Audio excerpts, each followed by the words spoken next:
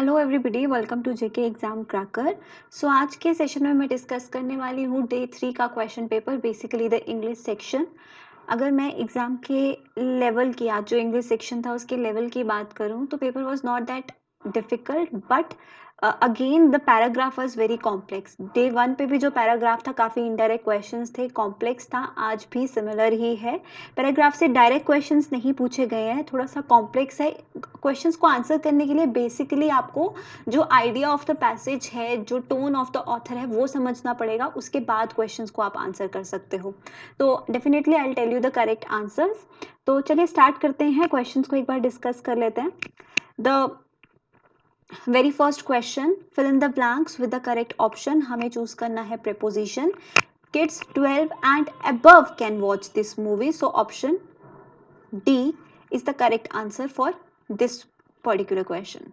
ठीक है, उसके बाद मूव करते हैं सेकेंड क्वेश्चन पे। Fill in the blanks with the correct option. हमारे पास वर्ब्स को एंटर करना है। His anger dash as the situation became clear. तो हमें यहाँ पर क्लियरली दिख रहा है, यहाँ पर बिकेम है। Became is second form of verb. Become, became, become.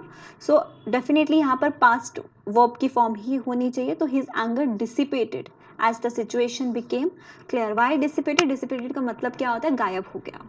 Alright, moving on to next question. Synonym of the underlined word, the word is invisible. Invisible का मतलब होता है जो दिखाई ना दे। तो ऑप्शंस में से देखें तो correct answer is unseen. Option B is the right answer.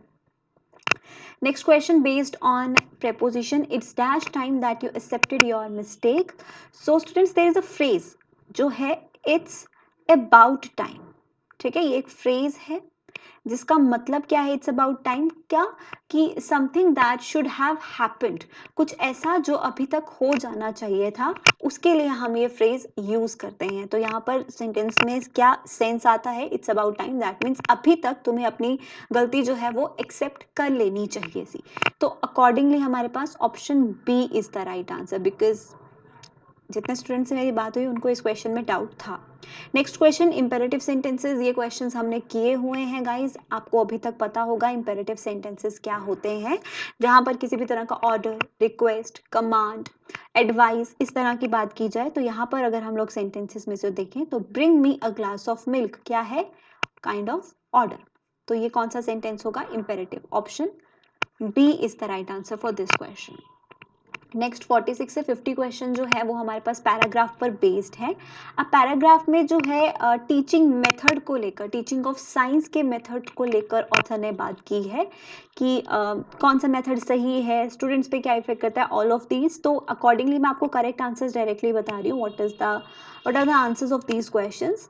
The author's attitude to secondary and public school education in the sciences is ambivalent, neutral, supportive और कंटेम्पचुअस। तो करेक्ट आंसर है 46 का ऑप्शन डी। एक और चीज़ मैं आपको बता दूं कि ये जो क्वेश्चंस हैं, ये जो पर्टिकुलरली आपका पैराग्राफ जो आज का है और डे 1 पे जो कॉम्प्लेक्स पैराग्राफ हमें दिया था, that was taken from previous years questions of the examination called GMAT. GMAT के क्वेश्चन पेपर से ये वाले पैसेजेस जो हैं वो लिए गए हैं, बिकॉज मैंने एक बार क्रॉस चेक किया था आज भी, तो ये वहाँ से लिए गए हैं क्वेश्चंस। आगे बढ़ते हैं नेक्स्ट क्वेश्चन की तरफ। The author blames all the following for the failure to impart scientific method through the education system except. उसने सबको ब्लेम किया, एक्सेप्ट किसे नहीं, छोड़कर। तो करेक्ट आंसर क्या है? Lack of interest on part of students. Like students को इंटरेस्ट था, बाकी सब चीज पे उन्होंने ब्लेम किया। So option B is the answer. Next question, if author were to study current education in science to see how things have changed since he wrote the piece, he would probably be most interested in the answer to which of the following questions. तो इनमें से correct answer क्या है? Can students apply their knowledge logically? Because यहाँ पे science की बात हो रही है, लॉजिक की बात हो रही है, तो वही ऑथर चाहता था कि स्टूडेंट्स को जो एक तरीका है साइंस का वो कैसे होना चाहिए। So option C is the answer. The author employs that professional school master has. Author ने कहा कि, मतलब उनका कहने का मतलब था कि प्रोफेशनल स्कूल मास्टर में क्या होना चाहिए? No interest in teaching side, थ्वाटेड attempts to enliven education, aided true learning, supported the humanists. तो करेक्ट आंसर है थ्वाटेड लर्निंग टू इनलाइवन एजुकेशन। एक जो प्रोफेशनल स्कूल मास्टर है उसमें एक काइंड ऑफ मतलब होना चाहिए कि वो जो एजुकेशन है वो उसको एकदम लिविंग फॉर्म में या बहुत ही इलॉजिकल वे में स्टूडेंट्स को आगे रिप्रेजेंट करे. So this is the answer. Next last one, all of the following can be inferred from the text except. इनमें से सब कुछ टेक्स्ट जो हमें गिवन है उसमें से इन्फर्ड होता है किसे छोड़कर. तो correct answer for this question is the author finds chemical reactions interesting. Option B is the correct answer. ठीक है, तो ये है पैसेजेस के आंसर्स. आप लोग अपने आंसर जरूर क्रॉस चेक कीजिएगा. आते हैं क्वेश्चन नंबर 51 पे. एक और चीज बता दूं, जिस क्वेश्चन पेपर के मैं आपको ये करवा रही हूँ दैट इज सेट ए. ये क्वेश्चंस हैं सेट ए में से. डिफरेंट सेट्स में नंबर ऑफ क्वेश्चंस चेंज हो सकते हैं, तो आप उसी के अकॉर्डिंग चेक कीजिएगा. Moving on, fill in the blank with the correct option. हमारे पास आर्टिकल्स हैं, तो करेक्ट आंसर है option D. She had a small supporting part in the play. Next one, fill in the blank with the correct option. Again articles पर है, तो यहाँ पर कोई भी आर्टिकल यूज नहीं होगा. No article required in this particular question. Simply जितना सेंटेंस दिया है वो सही है. नेक्स्ट, एंटोनिम ऑफ डर्थ बताना है. स्टूडेंट्स, डर्थ का मतलब क्या होता है? डर्थ का मतलब होता है स्कार्सिटी ऑफ समथिंग, किसी चीज की कमी होना, लैक ऑफ समथिंग. तो इसका अपोजिट क्या बनेगा कि हमारे पास स्कार्सिटी नहीं है, अबंडेंस में है, लार्ज क्वांटिटी में है कुछ, तो that means plentifulness. Option B is the answer for this question. Next one, हमें चूज करना है वर्ब की फॉर्म. अब 54th क्वेश्चन जो है इसमें स्टूडेंट्स कंफ्यूज्ड थे between the two options, option A and option C. इस तो यहाँ पर आएगा, ये तो हम डेफिनेटली जानते हैं, बट इम्प्रेस आएगा या इम्प्रेसिस. So let me tell you the correct answer is option C. ये चीज़ हम हमेशा से ही पढ़ते हैं. जब सब्जेक्ट हमारा सिंगुलर होता है, हम वर्ब की फर्स्ट फॉर्म के साथ एस या ई एस पुट करते हैं. तो यहाँ पर subject is singular. She is a confident and a practised speaker who always impresses the audience. So option C is the answer. Next, हमें बताना है इटैलिसाइज्ड वर्ड का synonym and the italicised word is accessible. Accessible का मतलब क्या होता है? Reachable, जो आपकी जिसे आप इजीली एसेस कर पाए. So option B is the answer for this question. Next question, choose the antonym of the underlined word. हमें अंडरलाइंड वर्ड का एंटोनिम चूज करना है and the word is del.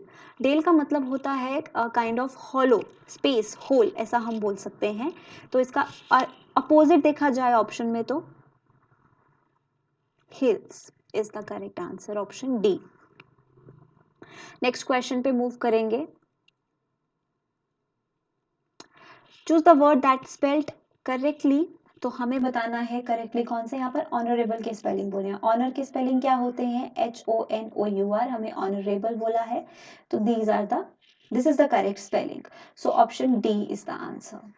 Next one, I dash that he was going to abroad. यहाँ पर no, KNOW, second form is knew and the third form is known.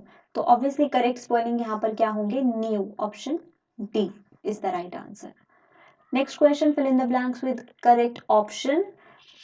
Even as a child, I never liked going to these place, and place, the place, or that place. I never liked going to that place. Option D. Last question of the section. Select the word that best fits the blank in the following sentence. I like many of the jokes that he makes from time to time, but not dash of them are good. But not all of them are good. मुझे उसके काफी jokes पसंद है, but उनमें से सब अच्छे नहीं होते. So option A is the answer. Alright students, तो ये था आपका आंसर की. किसी को भी कोई भी डाउट हो या किसी को लगता हो मैंने कोई आंसर गलत बताया है, तो definitely they can ask in the comment section. तो अपने स्कोर्स भी मुझे ज़रूर बताइएगा कि पर्टिकुलरली इंग्लिश सेक्शन में आपके कितने अटेम्प्ट सही हुए हैं एंड आपका आज का एग्जाम कैसा रहा, ये भी मुझे ज़रूर बताइएगा. Take care, good luck.